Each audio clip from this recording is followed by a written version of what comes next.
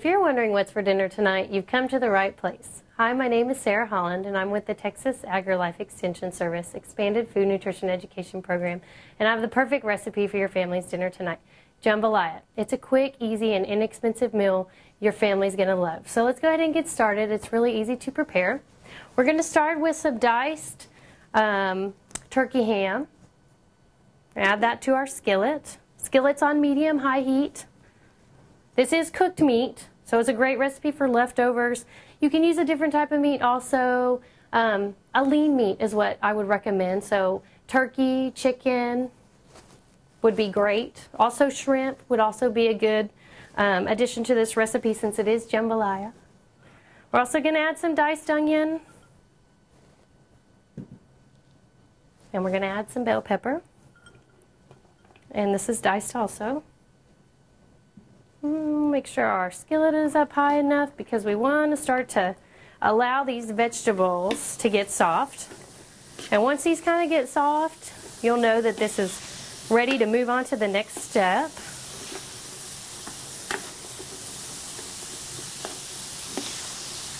Of course, if you wanted to add other vegetables, you certainly could add. I would encourage you to add them at this point because this is what's going to actually allow them to get soft and not be so crunchy. I'm going to add a little bit of celery also. We'll allow that to get soft too.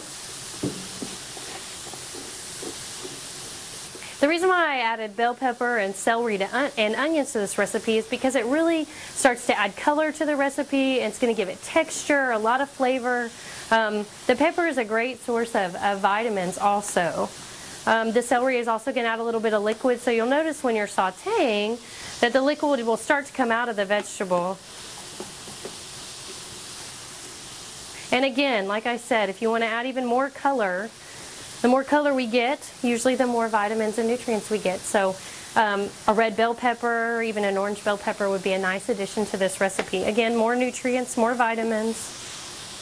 So it looks like this is getting soft. Our onion is also translucent in color, so that's a good time to know that we can move on to the next step in our recipe. Then we're going to add some of our liquids here.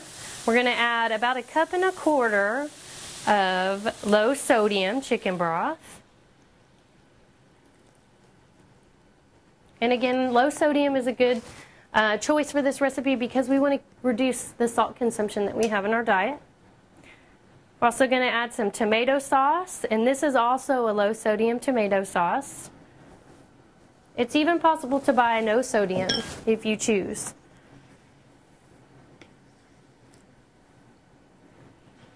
We're going to get these things mixed in here. And the tomato sauce, you'll notice once you add it, a lot of color will start to come into this recipe.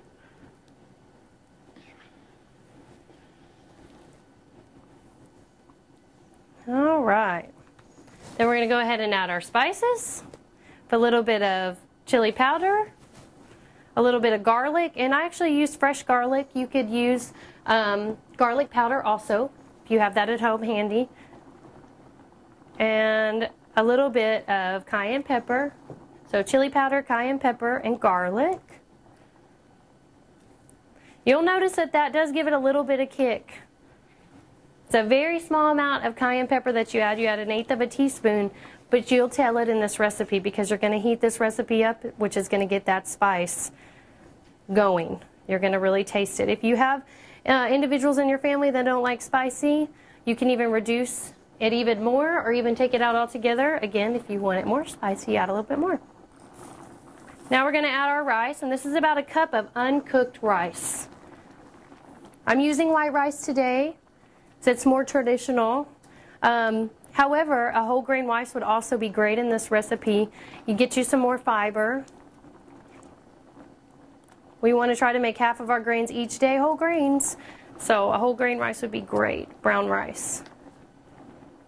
If you wanted to speed your cook time, you could even go ahead and cook your rice ahead of time. That way you wouldn't have to let it cook quite as long. If you do add a whole grain rice, it also may take a little bit longer to cook, which isn't a bad thing. Just need to plan for that. So I'm going to turn my skillet down. We just want it at a very low simmer, and we're going to allow it to sit and really get all the spices going so that you can really get a lot of flavor out of the recipe. We'll cover it, and we'll cover it for about 15 minutes and allow it to simmer, and then we'll be ready to serve it. So it's very quick and very easy. All right. Looking good. This looks about done. It's been about 15 minutes. You'll know that your recipe is done when your rice starts to puff up, starts to flour a little bit. Check this about 15 minutes. Also, you'll notice that it's thickened quite a bit. Jambalaya is traditionally a pretty thick dish, but we don't want to overcook it, especially the rice. It's not going to have a good taste if we overcook it. So it's about ready to go. We're ready to put it on the table.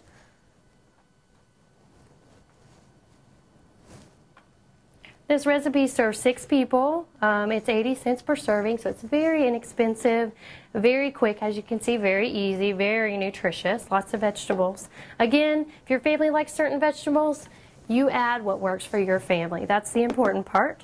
So there's about 1 serving there. I recommend serving it with a corn muffin or something that's a whole grain. Again, we want to make half our grains whole, so next time that you're looking for healthy recipes and information, please choose us at the Texas AgriLife Extension Service.